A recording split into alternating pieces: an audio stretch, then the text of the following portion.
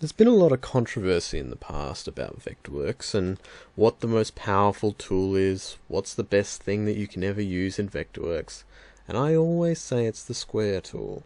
So many different options, so many ways you can draw it, so many functions for it, and most of the time people just stare at me like I'm crazy. Hopefully after this video you'll understand why it's the most powerful tool. Here I'm just going to draw a square. It's in a little old-fashioned way, the double click, place it down on the page. It looks pretty, it's 100 by 100. Let's try and start with something like that. Then, what else could you do with the square? Maybe you could transform it into something. So the first transformation, you take your original square and you decide to make it into a rounded square with rounded corners. Seems fair enough. Some people would call it a rounded rectangle. Grab your fillet edge tool, do a couple of times, and bam! Those corners are all of a sudden round at the size that you specified. That's pretty exciting, but it's not quite as exciting as I was hoping for. Maybe you could use the same square, and then you could turn it into something else. Like maybe cut it in half across its diagonal side. All of a sudden you'd have a standard right angle triangle. Do a simple subtraction and away you go. That's pretty exciting. Can you do other kinds of triangles though? Let's put the same square down. Blink. And maybe let's try and do an equilateral triangle. Equilaterals are kind of funny though. They don't really meet at the top. They're on a 30-degree angle. So they overlap a little bit interestingly. But still the same kind of deal. You just do a subtraction. And delete the excess, and it's an equilateral triangle. Hooray! What about that other kind? There's one more, isn't there? Like an isosceles or something? So I guess I could just throw down my square again. And then draw up to the top. And it'd be an isosceles, right? Two sides are the same and one side's straight. Seems about right. I think that's what we learned in Year 9. But then, wasn't there one more? A triangle that's not quite a triangle. It's got no right angle corner in it. Or, no, all the sides are different. That's a scalene, I'm pretty sure. Scalene triangles, they're all weird. No angles the same, no sides the same. You could just kind of draw random squares and make sure it has 3 sides and 3 angles, and it'd be fine, right? Like, anyone can do that. So, I guess you can still make that out of squares. And even if you miss a few bits, they're always going to be scalene triangles hanging around in the background. It's kind of cool, I guess. But, what if you moved away from triangles? What if you want to do something else, like rhombus? That's like a weird double triangle shape. I think it's like all the sides are the same and all the angles are the same. No, opposing angles are the same. Now I got it. So you could just draw this and copy it and copy it and copy it. So you're making a diamond and then stretching it out. But it'd almost be like I was just stretching a diamond, which is a rotated square. Well, I guess if I just cut this away, get rid of those yucky bits on the edges, and then make it a bit taller, all the same side lengths, and 2 different sets of angles. Seems legit, I guess. But then you could take that and make it into something else, like, what if you wanted to make a kite, for example? It's not quite a rhombus. It's still got some same angles, I guess. Like the 2 side ones are the same, but the top and bottom ones are different. And it's only got 2 sets of parallel sides. So I could just draw this and copy it over there, do a subtraction again. This is really easy. Don't know why I didn't use squares in the first place for all these shapes. What else though? Parallelograms. They're kind of cool. So that's where you take a square, and then you draw another square that makes a small triangle over one corner. Got to be touching the top and the bottom. And then I'd probably do an intersect to get that little bit there. And I could just copy it straight across, but then it's kind of odd. I really need to put it there and cut away a bit first, and then add it on. It's kind of like you taking the excess and putting it somewhere else. Now it's got 2 sets of parallel sides, and 2 sets of equal angles. And then there's that inverse one, which is the trapezoid. It's kind of like those old tables you used to have when you were back in Year 9 doing really boring maths class.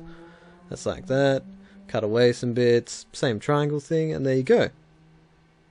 That seems pretty cool, but I'm sure there are a lot of other shapes. Like, what about pentagons? Where'd they go? 5-sided, and then 6-sided, and 7-sided, and 8-sided. Surely there's a way you can draw these. Guess you could just calculate the angle, which I'm pretty sure was, don't know, about that angle. 18 degrees.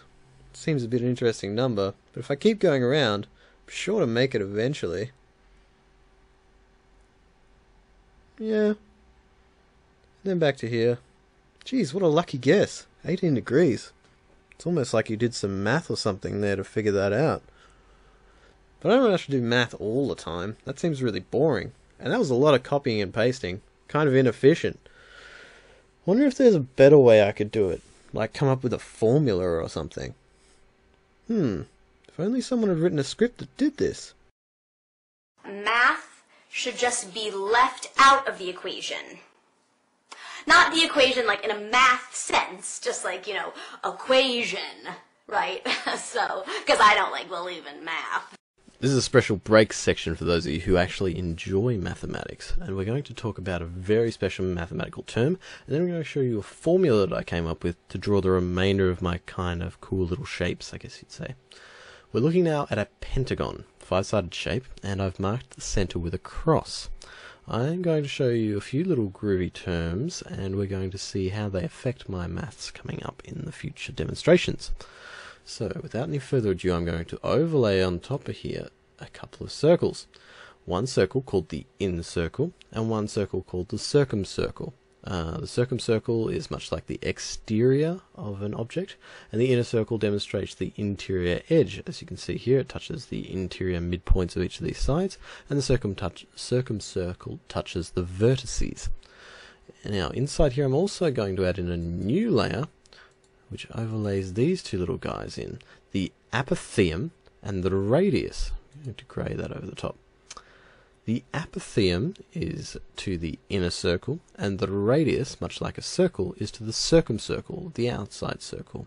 It's just a different term there, so that you know which one you're talking about. Should I say the apotheum, it's the inner circle, the radius, the exterior. Now, for me, it was important to find out the apotheum. Let me show you why. Zing! And just like magic, I have my 100 by 100 square back on my page. What I'm going to do here is show you a rotation style. So we're going to go up to our edit menu and duplicate array. I'm going to attempt to recreate our pentagon and then show you why it doesn't work if you just select a random point. Using the circular array, I'm simply using this for multiple rotation and duplicate. So I want a 5-sided shape, which means I already have one, so I need 4 more. If you've never seen this screen before, it's okay, we'll go through it in our advanced 2D lesson, and we'll also go back and look at it in a previous video. The angle between duplicates is always really easy. All you need to do is do 360 degrees divided by the number of sides, which in our case is 5 total. I'm also just going to do it by next mouse click as part of this demonstration, and you'll have to notice over here I have the rotate duplicates command set to use the rotate duplication angle. That's important. That means that the next one follows on from the next one, follows on from the next one. As I hit OK here, I get this little crosshair. Now what I could do is select the midpoint. If I did that, you'd see it rotates these objects around. So you should have 4 new rectangles in there, each of them with a rotation of whatever our rotation angle degrees was, which was 72 degrees. Creates a lovely pattern. It's actually quite nice, but it's not quite what I was hoping for. Going back in time here, I'm going to attempt that again. So if I hit the duplicate array, still on next mouse click, it's remembered 72 degrees, 4 copies, use the rotation, hit OK. Now what point could I select next? Well, I could try selecting this top point. Seems solid. Good idea. And I get this shape. Now, the moment I got this shape, it made me start to wonder, and I'll show you why. If I grab my line tool here, and I'm going to draw from the center out mode, and just extend these lines out, just so I get them as a reference. So we'll do a bit of that, do a bit of that, and that one, and that one. Now what do you notice? Although the side angles are right, and the exterior of all of this would make a pentagon, the corners don't quite touch. It's almost as though they're spread out a little bit too far. And that's because they are. They are spread out a little bit too far. that center point up the top of my 100 by 100 square that I'd randomly chosen was actually too high. This is why I need the apotheum. If I overlay on top of this my regular pentagon, which you can see here, they all just need to come in a bit to be happy and whole. What we're going to do now is choose the apotheum for our pentagon and then see if it works correctly. So I'll take us back in time. Back in time. Now, there is a formula for this, for finding out the apotheum, given the number of sides and the length of one side. And here's the formula now. It's the length of one side over, or divided by, 2 times tan, and we're doing tan of pi divided by the number of sides. Now, if you're not a math geek, you'll just be like, what? If you are a math geek, you'll be like, seems pretty solid. Why don't we try it out? So I'm going to try it out here. So we're going to use the resultant of this, and the resultant is for if you had 5 sides. And I'm going to try that number out here in our duplicate array. But there is one step that I need to do before this, which is to mark that point. I could have done it with my XY coordinates, but we'll do it this way. So from the bottom of this object up, and I want to type in that magic number. I'll just round it out to something. It seems to go on for a while. There we go. So now we've got that endpoint there. We're going to try the same operation. Grabbing this, edit, duplicate array. All the values stay the same. So we want 4 duplicates, 72 degrees. This is the same, 360 divided by 5. And we're going to keep the same mouse click. I could have done this, the XY coordinates, which I'll do in the future. But for the purposes of this, we want to choose this very point here. Look at that. See how they perfectly tessellate on top of each other. Add those together, and you've got that. It's pretty magical. So I've written a little script here that helps me along my way. And it's just going to give me those values in a really nice quick format. So let's have a go at a couple more. Yes, it's math. I'm sorry, is this a joke? So now that we've done a pentagon twice, let's do a hexagon. Hexagon, 6-sided shape. It's got 100 for its side length. So using my little script here, I've just written it so that it pops all the information I need up there.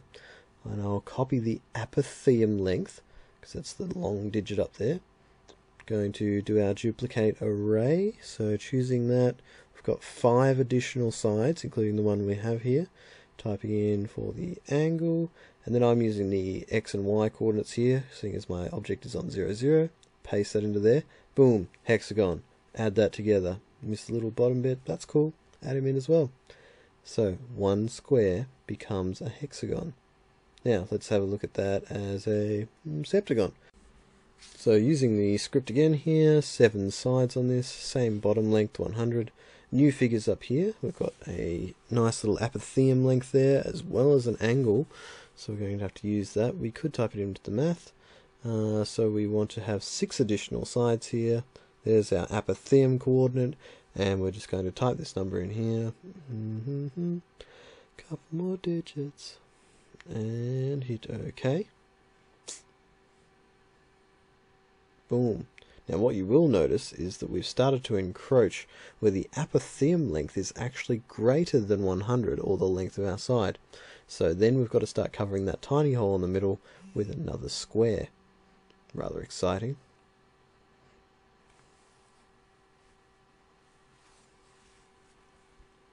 That's pretty cool. When we get to the octagon, I'm going to show you something new. We could do it in the previous manner, which was that we would find this, duplicate, copy, etc., etc. But there might actually be another way that we could save ourselves time, just to try out something a bit different. So I've pasted a second square in here, awesome, straight on top of the old one. And I'm just going to do a simple rotation of 45 degrees. Now, one of our famous tools is intersection, and if you look at the areas that overlap between these two, the intersection of the two is actually an octagon. Bam, look at that. Octagon, done. Tick, tick, delete. Who would have thought the square could do so many things?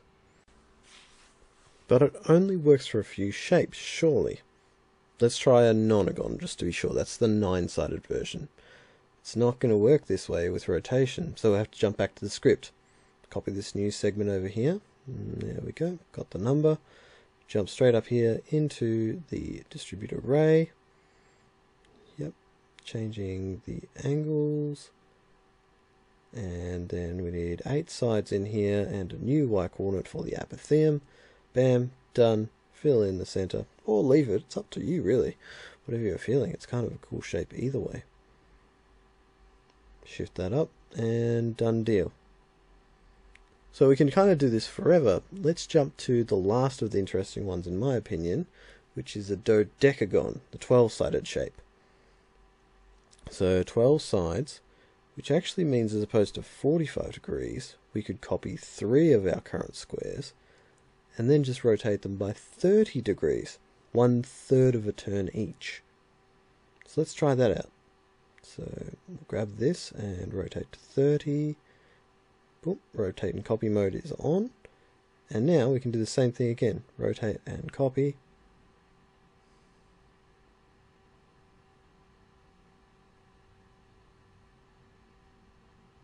Another 30 degrees round.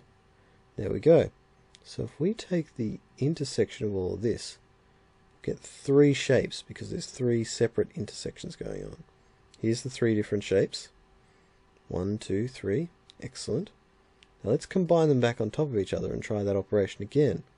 What is the intersection between all of those? And look at that. There you go. A dodecagon. Delete the excess.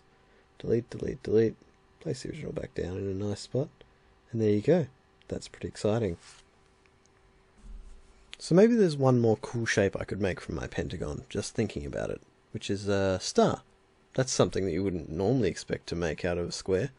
So let's start with all this regular stuff. Yeah. Skip ahead to the pentagon stuff. Cool. Okay. That's cool. It's all done. But what if we did an intersection of all of those? Look at that. It's a star made of squares. That's pretty awesome in my opinion. Who would have thought the square was so powerful? Certainly not me. I always underestimated its power. And then, I wonder what happens when you move away from the 2D realm. Can you still make stuff with squares then? Is it still even applicable? Let's start with the square, and then look at the 3D side of it. So there it is on the ground plane, and oh look, I just pulled it out. Just pulled it from the ground plane, and it made a cube. How interesting. What if there's other things you can make? Other things that are cuboid. Like, can you just make a rectangular prism? That's pretty straightforward, right? Let's see that really quickly. Cool. Yeah, that was pretty quick. Okay. And then what else? There's pyramid structures. They don't really relate to a square that much, I guess. I wonder if you could just use like an extrusion process though. There's surely that one we talked about, tapered extrude, where you could just type in a height and calculate some magical angle. Almost like you'd figured it out from a triangle and it'd just work. Seems pretty solid to me. I mean, the pyramid's been there for a fair while. They must know what they were doing, right? Can you do that for other shapes though? Is it just the same formula? Like this triangle that we copied from a previous thing that we just made. That equilateral project about, I don't know, 18 minutes ago. Probably just run the same thing even. That means you could just about do it with anything. Could probably just pick up any old hexagon or something like that and just turn it into a pyramid as well.